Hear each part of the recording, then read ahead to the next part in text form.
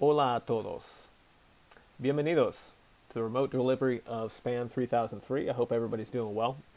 I want to go over the syllabus first and point out a few things. This is last week, the week that we missed, so I'll be covering this material during this week.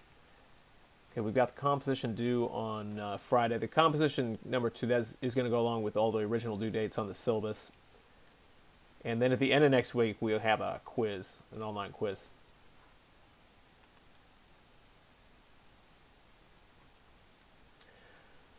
Okay, so to make up for participation, we're going to be doing what are called participation worksheets, and those are going to look like this. So I'll be going through my PowerPoint with links and different things, and occasionally there'll be activities where I'll have you pause this video and complete the activity. So you just type it in here, and then the links I'll include on the worksheet, and then you'll upload this for me by the due date.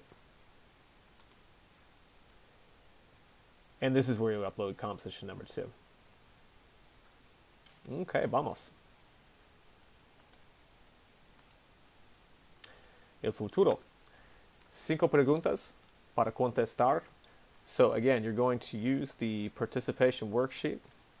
Okay, looks like that, and you're going to type me in the answers right there. So if you want to pause the video.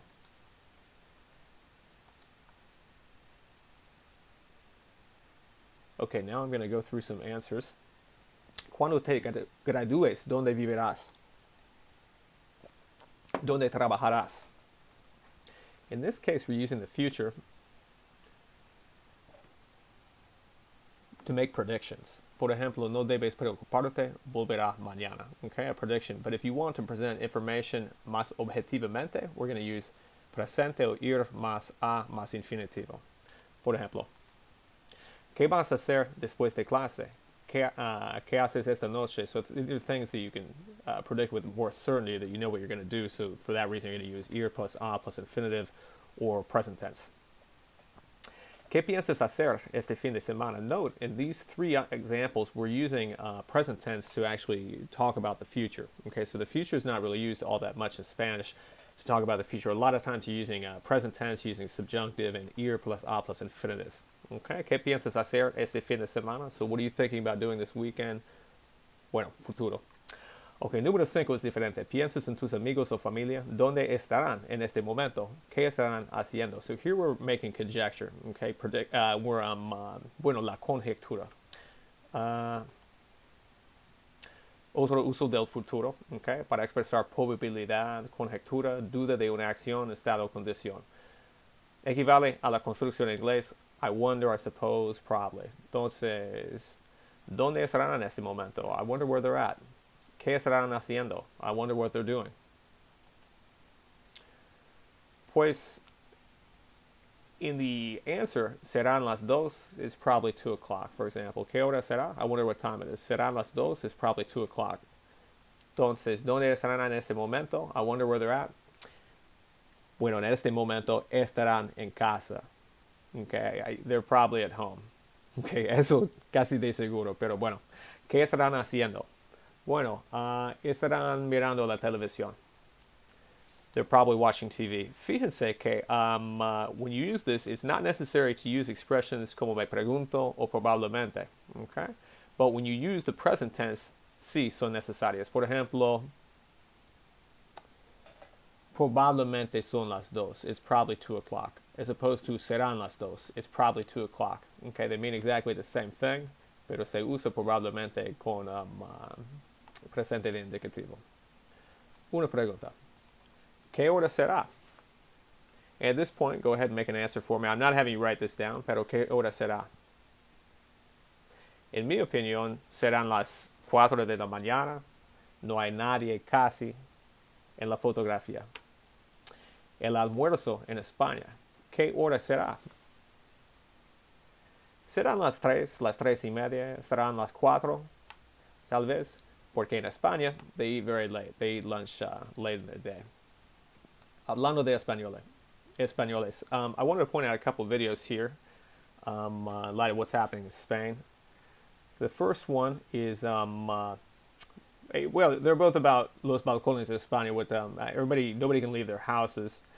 The first video is about them singing from the balconies, Second video is about them simultaneously applauding medical workers as they leave their work in the night. Okay, anyway, take a look at those videos. Ok, para formar el futuro se usa el infinitivo más estas terminaciones. Okay, son iguales para los verbos AR, ER y ER, las mismas terminaciones. Para los verbos irregulares hay una raíz irregular.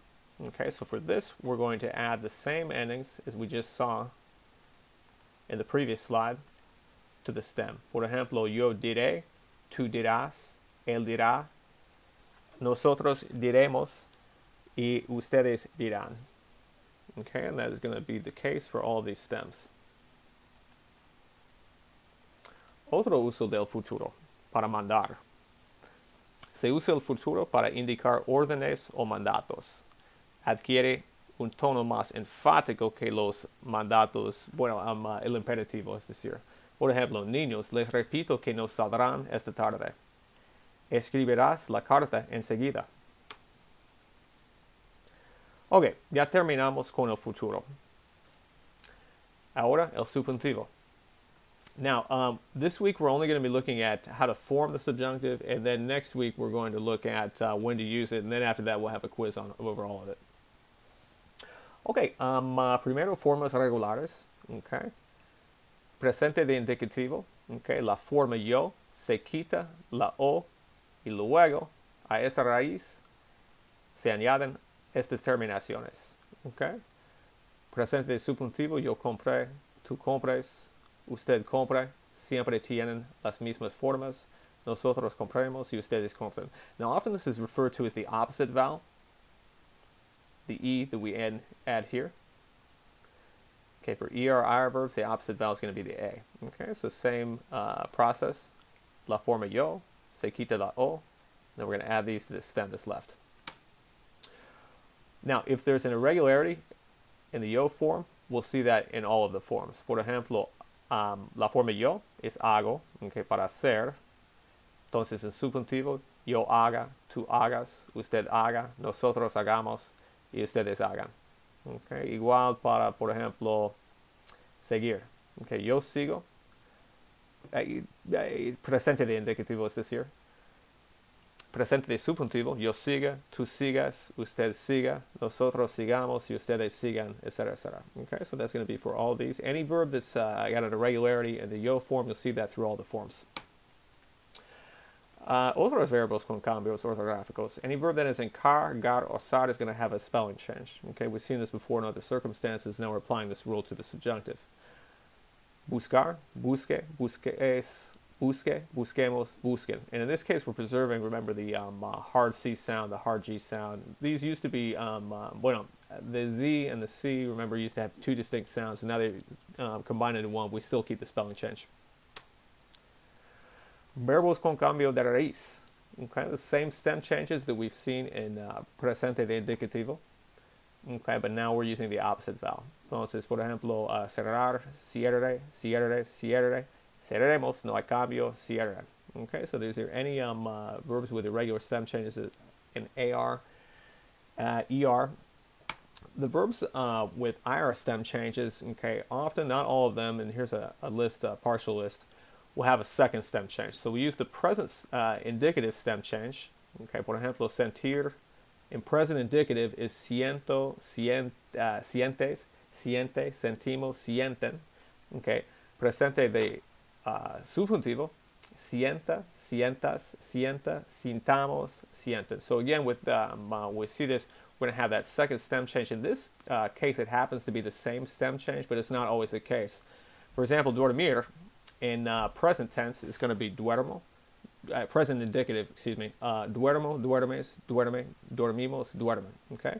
In subjunctive, okay, we're going to see that same stem change in all the forms except for nosotros. Duerma, duermas, duerma, duermamos, duerman. Okay. These are other verbs that belong to that category. Verbos irregulares. There are 6 that just need to be memorized as irregular verbs, irregular as such. Okay, let me know if you have any questions on forming the subjunctive. That's all the rules. And this is an activity to practice the forms. For this activity, you're going to go to your activity worksheet and complete it right here, typing in your answers. Oh, and by the way, on the activities, I think I mentioned this already, but for the participation worksheets, if you want to handwrite them and then scan them and send them that way, that's fine. Or you can type them and upload them that way, but I don't want any photographs of them sent to me. That is to say, to handwrite one and then take a picture of it with your phone.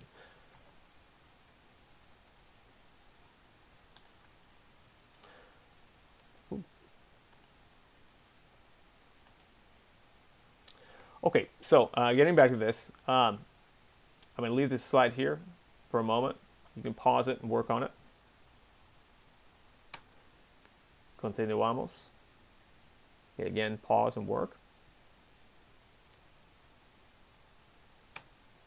Y la terminación. Bien. Okay, last activity. Before we get on it, this activity has to do with the scene in Como Agua para Chocolate.